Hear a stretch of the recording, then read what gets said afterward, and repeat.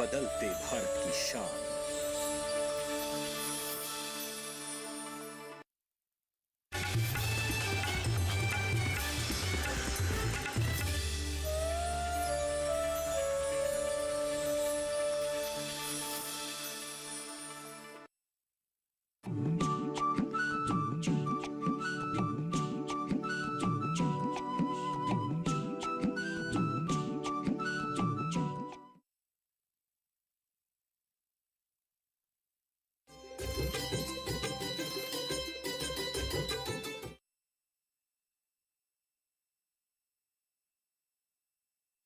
पिताजी पिताजी पिताजी। अरे पगली, क्या हुआ तुम्हें? तू इतना खुश क्यों हो रही है? मुझे कोलंबिया यूनिवर्सिटी में पीएचडी करने के लिए स्कॉलरशिप मिल गई है। क्या क्या कह रही हो तुम? क्या तुम सच कह रही हो? हाँ पिताजी, आपकी बेटी के सपने पूरे होने वाली है। आप जल्दी से घर आइए।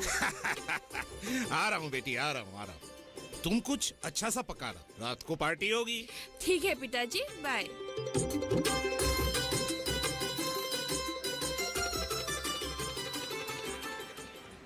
क्या बात है दास बाबू, कोई खुशखबरी है क्या? आज का दिन मेरे लिए बहुत ही खुशी का दिन है। मेरे बेटी का सपना पूरा होने जा रहा है। उसे कोलंबिया यूनिवर्सिटी में पीएचडी करने के लिए स्कॉलरशिप मिला है। वैसे भी मुझ में इतना ताकत नहीं है कि मैं उसका सपना पूरा कर सकूं। लेकिन अभी कोई प्रॉब्लम नहीं है। आज मैं बहुत ही खुश हूं अनिल, बहुत ही खुश हूं। क्या आप नंदिनी को इतने दूर अकेले ही भेजोगे? क्या आप उसके बिना रह सकोगे? आप तो अकेले हो जाओगे। बिन माँ की बेटी को पालना कितना मुश्किल काम है, वो तुम समझ नहीं पाओगे। वैसे भी उसके सपने पूरे होने जा रहे हैं और मैं उसे कुछ दे नहीं सका। अभी उसका सपना पूरा होने जा रहा है, चाहे कुछ भी हो जाए। देखिए दास बाबू, आप बहुत ही इमोशनल आदमी हैं, लेकिन आप नंदिनी को विदेश भेजकर अपने फर्ज से मुंह नहीं मोड़ सकते हो। क्या मतलब है तुम्हारा? सुनिए दास बाबू, दुनिया का सबसे महान काम है कन्यादान। एक बाप तभी धन्य होता है जब वो कन्यादान करता है। मुझे लगता है कि आपको अपनी बेटी के सपनों से ज्यादा अपने फर्ज को अदा करना चाहिए। एक बात तो मैं अच्छी तरह से समझ गया। कौन सी बात? आज तुम्हारे जैसे लोगों के कारण हमारे देश की बेटियों का ये हालत है, जिसके कारण सरकार करोड़ों रुपया खर्चा करके बेटी बचाओ बेटी पढ़ाओ जैसे कार्यक्रम की शुरुआत करनी पड़ी। क्यों अपनी बेटियों की सपने को इज्जत नहीं देते हो? क्यों अपनी बेटियों को शादी का मोहताज रखते हो? आपको अपनी बेटी की शादी नहीं करनी है तो ना सही, हमें ये सब मत सिखाइए। क्या आपकी नजरों में शादी की कोई अहमियत नहीं है? जरूर है अनिल, मैं अपनी बेटी की शादी जरूर करूंगा, मगर उसके सपने पूरे होने के बाद। मैं ये कहना चाहता था कि सुनो अनिल, भारत जैसे पुरुष प्रधान प्रैक्टिकल सोसाइटी में लड़कियों से लड़कों का महत्व ज्यादा है। According to child sex ratio 1991 के अनुसार हर 1000 लड़कियों के विपरीत सिर्फ 945 लड़कियां ही हैं। 2011 में हर 1000 लड़कों के विपरीत सिर्फ 918 लड़कियां ही हैं। भारत में दिन प्रतिदिन लड़कियों की संख्या घटती जा रही है। माँ बाप बेटियों के बारे में सोचते ही नहीं है। यह सचमुच बुरा होते जा रहा है। क्या दास बाबू, आप मौका पाते ही भाषण देना शुरू कर देते हैं। तुम्हारे जैसे लोगों को मैं समझा नहीं पाऊंगा। सुनो अनिल, आज तुम्हें इंटरनेट में भारत सरकार के बेटी बचाओ बेटी पढ़ाओ का वेबसाइट जरूर देखना चाहिए, तब तुम्हें समझ में आएगा। मुझे देरी हो रहा है, मैं जा रहा हूं। क्या आदमी है ऋषभ, तुम समझने की कोशिश तो करो। ऋषभ,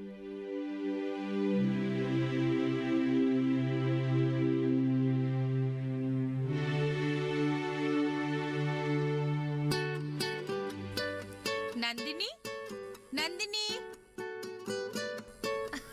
अरे माला, आओ आओ बैठो। What a pleasant surprise। बैठो ना। अभी चाय मिठाई लेके आ।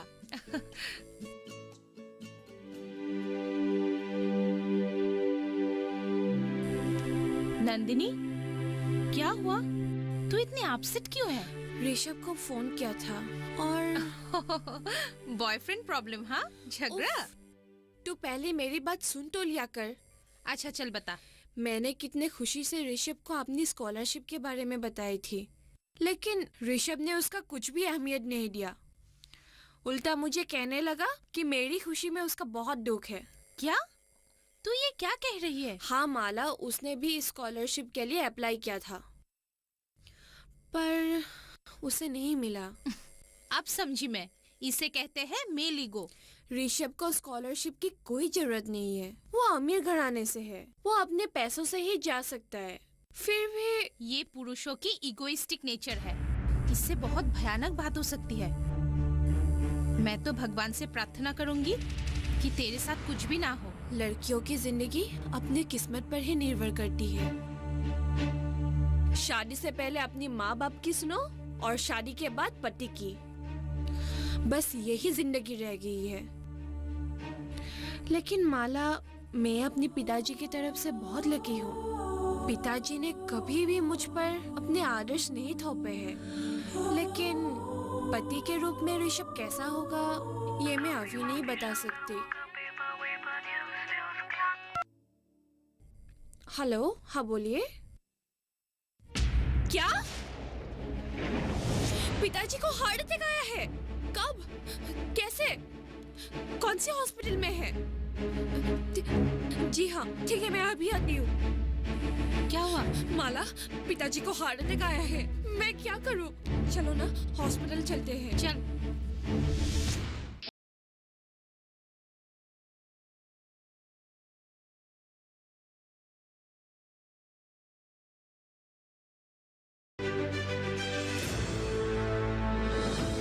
खुशहाल होंगे खेत,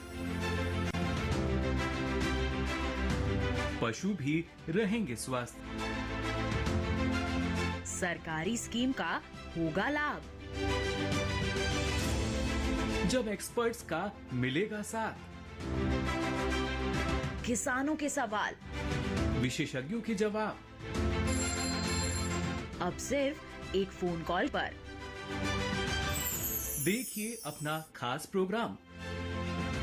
हमारे टोल फ्री नंबर हैं 1800-113060, 1800-113061।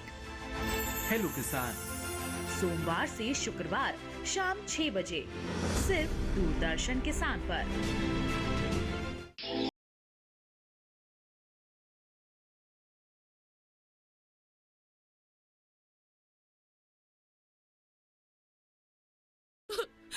अब क्या होगा?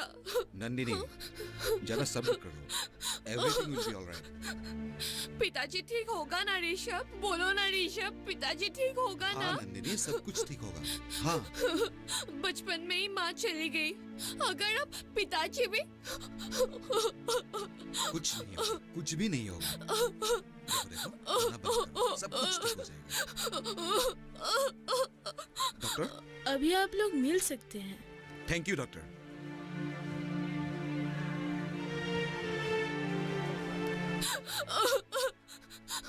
पिताजी, पिताजी,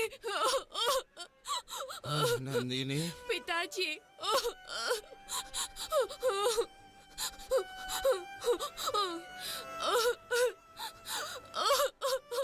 मत रो नंदिनी, मत रो, मेरा समय हो चुका है।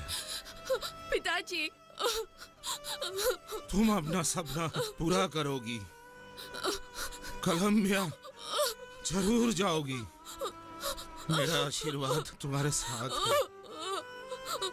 ऋषभ, नंदिनी की जिम्मेदारी तुम्हें सौंप के जा रहा हूँ। मेरा जाने का वक्त हो गया,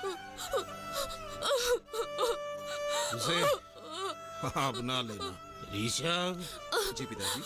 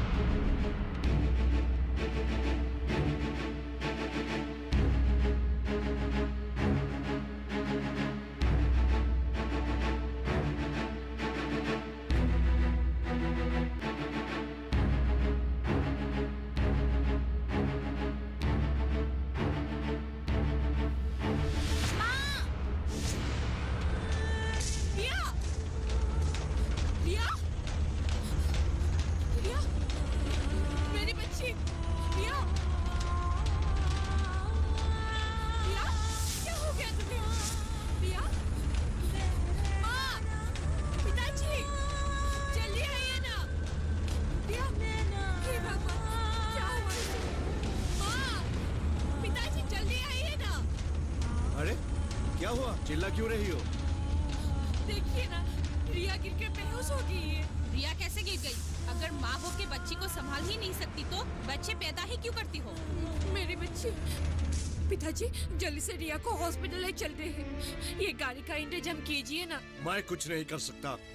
जो कुछ भी करना है तुम खुद करो। आओ। मेरी बच्ची, कुछ नहीं होगा। हाँ हाँ, सब कुछ मैं ही करूँगी। आप लोगों को कुछ करने की जरूरत नहीं है। मेरी बच्ची, कुछ नहीं होगा, मैं हूँ ना। हाँ, माला को फोन करके। माला, माला, तुम जल्दी से यहाँ पे गाड़ी लेके आ जाओ। रिया गिर के बेहोश हो गई है, इसे हॉस्पिटल ले जाना है। तुम जल्दी से आओ। मेरी बच्ची, कुछ नहीं होगा तुम्हें, मैं हूं ना।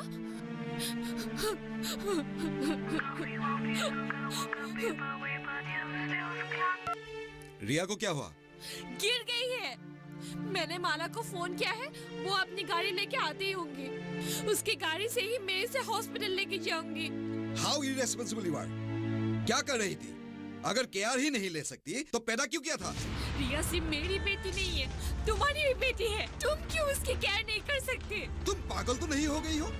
मैं दिल्ली में हूँ, नौकरी करता हूँ, मुझ पर बहुत सारी जिम्मेदारियाँ हैं, समझी ना? तुमसे तो बात करना ही बेकार है।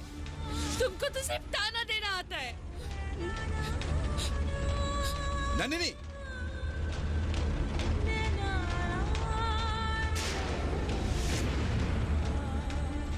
ज़्यादा फिक्र करने की कोई ज़रूरत नहीं है। Everything is all right. लेकिन आपकी बेटी को चोट लगी कैसे? वो बेहोश कैसे हुई? वैसे भी रिया को सेरेब्रल पैरालिसिस की बीमारी है। उसके साथ हर समय किसी को रहना ही चाहिए। आई एम सॉरी डॉक्टर, लेकिन रिया को ये बीमारी हुई कैसे? ऐसा क्यों होता है? बच्चा माँ के पेट में रहते वक्त किसी केमिकल इफेक्ट या फिर टू मच स्ट्रेस के वजह से यह बीमारी होती है। आजकल सेक्स डिटर्मिनेशन टेस्ट के द्वारा लोग चुपके से माँ के पेट में पल रहे बच्चा लड़का है या लड़की यह जान लेते हैं। अगर लड़की हुई तो उसे नष्ट करने के लिए गलत दवाई का इस्तेमाल करते हैं और ऐसी हालत में पैदा हुए बच्चे किसी केमिकल इफेक्ट के कारण सेरेब्रल पैरालिसिस जैसे बीमारियों में ग्रस्त होते हैं और अक्सर बच्चे एबनॉर्मल होते हैं। इस मामले में आप खुशनसीब हैं। आपकी बेटी को सिर्फ चलने फिरने में ही तकलीफ है, बाकी सब ठीक है। क्या मेरी बेटी कभी फिर चल फिर पाएगी? हाँ, क्यों नहीं। मेडिकल साइंस पर भरोसा रखो, सब ठीक हो जाएगा। लेकिन अब अपने बच्चे का अच्छे से ध्यान रखो। जी हाँ, थैंक यू डॉक्टर। अब रिया कैसी है नंदिनी? अभी तो ठीक है पिताजी, लेकिन मैं आप लोगों से नाराज हूँ। लेकिन क्यों? कल आप लोगों ने जैसा बर्ताव किया, कोई अपने दुश्मन के साथ भी ऐसा नहीं करेगा। और रिया तो आप लोगों की सगी पोती है। मुझे आप लोगों से ये उम्मीद नहीं थी। तुम हमें दोष मत दो, जो भी हुआ है तुम्हारे वजह से हुआ है। लेकिन मैंने क्या किया? माँ होकर अपनी बेटी को संभाल नहीं सकती क्या? आप लोगों के साथ बात करना यानी भैंस के सामने बीन बजाना। नंदिनी,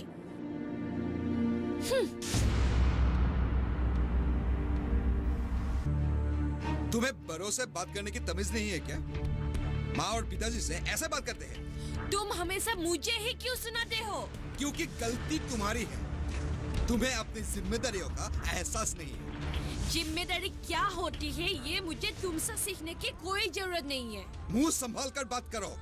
आंखें मूंदकर माँ बाप के बातें सुनना हमेशा सही नहीं होता है। मुझे क्या करना है, क्या नहीं करना है, ये तुमसे सीखने की जरूरत नहीं है। मुझे ये सोचकर बड़ी अजीब लग रही है कि तुमने एक बार भी रिया के बारे में नहीं पूछा।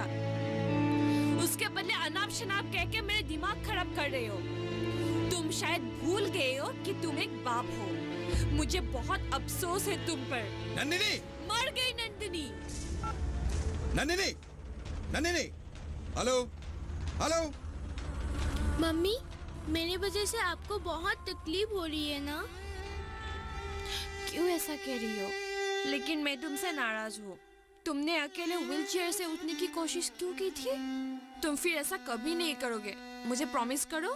प्रॉमिस कभी नहीं करूँगी, लेकिन क्या मैं कभी अपने पैरों पे खड़े हो सकूंगी? क्यों नहीं सकोगी? जरूर सकोगी, लेकिन तुम पहले प्रॉमिस करो कि। रुको रुको माँ, पहले तुम मुझे प्रॉमिस करो कि मुझे एक अच्छी से स्कूल में एडमिशन करा दोगे। दूसरे बच्चों की तरह मेरा भी दिल करता है कि मैं भी स्कूल जाऊँ। क्या तुम मुझे प्रॉमिस करोगे? क्या तुम मेरी बात मानोगी? प्रॉमिस करो माँ। हाँ रिया, मैं प्रॉमिस करती हूँ, तुम भी दूसरे बच्चों की तरह स्कूल जाओगी। और गाने के स्कूल में? गाना तो मैं तुम्हें सिखा ही रही हूँ ना। पर स्कूल में दोगी ना? हाँ जरूर दूंगी, तुम जरूर स्कूल जाओगी। माँ जरा पास आओ तो। माँ, दादाजी और दादी माँ मुझे प्यार नहीं करते ना? हॉस्पिटल से आने के बाद मुझसे अच्छी तरह से बात ही नहीं की। ऐसा क्यों बोल रही हो? तुम्हें सब लोग प्यार करते हैं। अभी तुम आराम करो, मुझे थोड़ा काम है।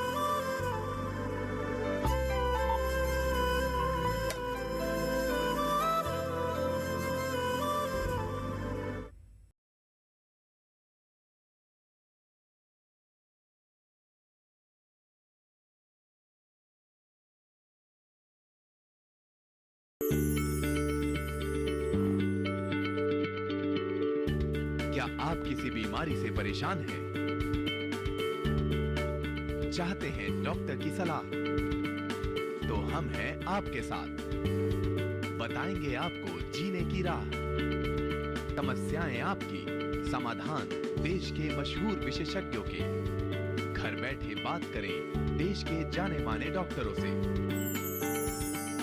हमारे लाइव प्रोग्राम स्वस्थ किसान में हर शनिवार शाम 6 बजे से 7 बजे तक।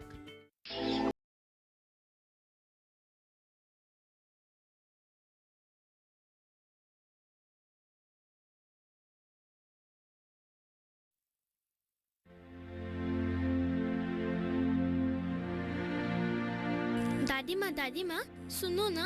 दिखाई नहीं देता क्या मैं कुछ पढ़ रही हूँ? जा यहाँ से। दादी माँ, आप क्यों मुझसे नफरत करते हो? ये तुम्हें किसने कहा है? जरूर तुम्हारे माँ ने ही कही होगी ना? नहीं दादी, माँ ने कुछ नहीं कहा। मैं सब समझती हूँ, इसी ने ही तुम्हारी कान भरी होगी। अगर आप मुझसे प्यार करती तो इस तरह कभी भी मुझसे गुस्सा नहीं करती, है ना? जाओ यहाँ से, मैंने कहा ना मुझे परेशान मत करो। इस घर में अभी रहना ही मुश्किल होते जा रहा है। एक काम करती हूँ, मैं ही चले जाती हूँ। दादी, माँ आप मुझसे झूठ बोलती हो। मुझसे कोई भी प्यार नहीं करता, कोई भी नहीं। दादी जी, दादाजी, पापा, कोई भी नहीं। क्यों माँ? क्यों माँ? क्यों?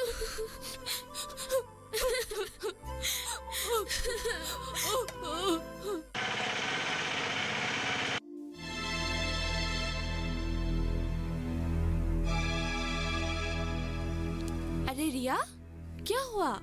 माँ, मैंने दादाजी को चॉकलेट लेने के लिए बोला था, क्या लेके आएंगे? हाँ बेटी, दादाजी जरूर लाएंगे। देखो दादाजी आ गए। दादाजी, चॉकलेट दो मेरा। अरे भूल गया रे, सॉरी। दीजिए ना, मजाक मत कीजिए, दीजिए। कहा ना भूल गए, अब तंग मत करो।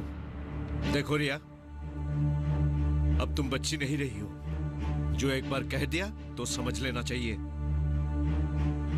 पिताजी, आप लोग चाहे मुझे जितना दुख दीजिए, मैं सह लूंगी, लेकिन रिया के साथ तो ऐसा मत कीजिए। प्लीज पिताजी, उसे झूठ मूठ का दिलासा मत दीजिए।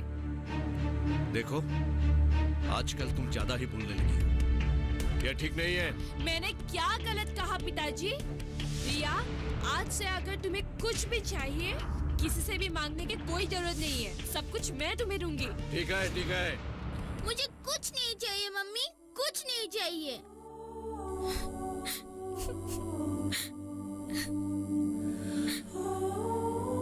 माँ, दादा दादी हमें क्यों पसंद नहीं करते?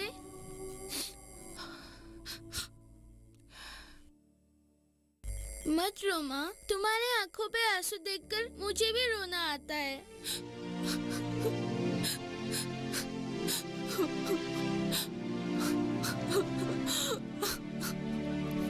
अनीता, अनीता, अरे अब आ गए? लो, ये जो नंदिनी है ना, दिन ब दिन ज्यादा बदतमीज होती जा रही है। बात करने की कोई ढंग नहीं है उसकी। क्यों? क्या हुआ? उसने कुछ कहा क्या? क्या नहीं कहा उसने? बड़ों से कैसी बात करनी है उसको नहीं आती है। बदतमीज कहेगी। अरे क्या हुआ, बताएंगे भी या नहीं? बताकर करेंगे क्या? कुछ कर पाओगी? ठीक है, मैं देखती हूँ।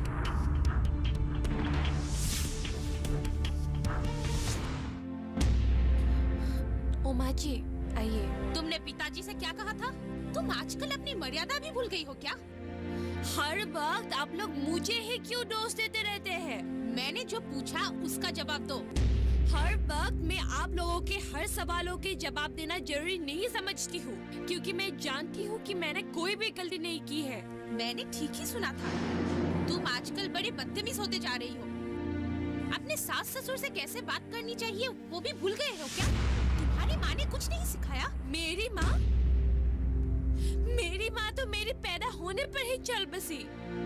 ओहो, मैं तो भूल ही गई थी। तुम तो पैदा होते ही अपनी माँ को खा गई। अब हमें खाना चाहती हो क्या? प्लीज माँ जी बस कीजिए, मुझे सुकून से जीने दीजिए।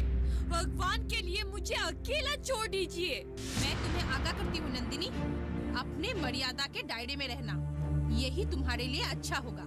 और हमारे साथ सम्मान पूर्वक बर्ताव करना। मान सम्मान मांगने वाली चीज नहीं है माँ जी, वो सब तो अपने आप से निकलते हैं, लेकिन उसको पाने के लिए खुद को काबिल बनाना जरूरी है। नंदिनी, ये तुम ठीक नहीं कर रही हो। हमसे उलझना तुम्हारे लिए ठीक नहीं होगा।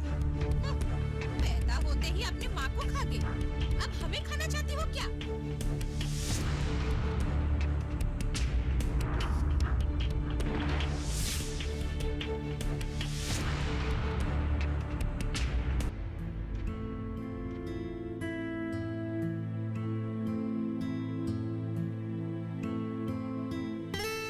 पिताजी, मुझे आपसे एक बात करनी थी। हाँ कहो। रिया को स्कूल में एडमिशन दिलाना बहुत जरूरी है। लेकिन हर वक्त रिया के साथ स्कूल में कौन रहेगा? मैं सोच रही थी कि अगर मैं एक स्कूल में टीचर की नौकरी कर लूं और उसी स्कूल में रिया को भी एडमिशन दिला दूं, शायद ही कोई प्रॉब्लम नहीं होगी। बातों को घुमा फिरा कर बोलने से बेहतर होगा कि तुम सीधा मुंह ही बोल लो कि तुम्हें नौकरी करनी है। रिया के बहाने तुम घर से निकल जाना चाहती हो। अगर मैं बाहर जाना चाहती तो यहाँ पे नहीं होती, कब की कोलंबिया यूनिवर्सिटी में होती। स्कूल में टीचर बनना मेरा सपना नहीं है, और आप लोग मेरे सपने के बारे में बात ना ही करें तो अच्छा है। बस बस, ज्यादा इमोशनल होने की जरूरत नहीं है। आप लोग हमेशा से ही लड़कियों को नजरअंदाज करते हैं। माना कि आप लोग रिया को पढ़ाना नहीं चाहते हैं, क्योंकि आप लोगों की नजरों में रिया एक अपाहिज है।